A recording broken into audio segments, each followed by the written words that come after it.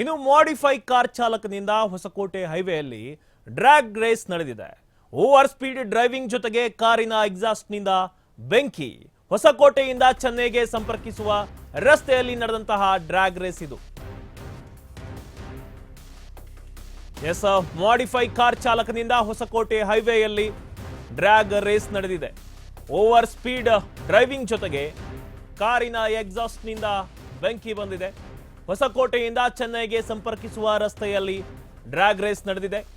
ರಾತ್ರಿ ಆದ್ರೆ ಸಾಕು ರಸ್ತೆಗಳಲ್ಲಿ ಮಾಡಿಫೈ ಕಾರ್ಗಳ ಆರ್ಭಟ ಶುರು ಆಗುತ್ತೆ. ಎಷ್ಟೋ ಬಲಿಯನ್ನ ತೆಗೆದುಕೊಂಡಿದ್ದಾರೆ. ರಸ್ತೆಯಲ್ಲಿ ಇದೀಗ ಎಷ್ಟೋ ಅಪಘಾತಗಳು ಆಗ್ತಾ ಇದ್ದಾವೆ.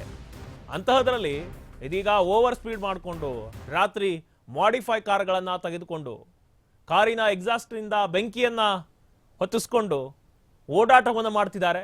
ಇವ್ರ ಮೇಲೆ ಯಾವ ಕ್ರಮವನ್ನ ಕೈಗೊಳ್ತಾರೆ ಪೊಲೀಸರು ಅಂತ ಕಾದ್ ನೋಡ್ಬೇಕಾಗಿದೆ ಈಗ.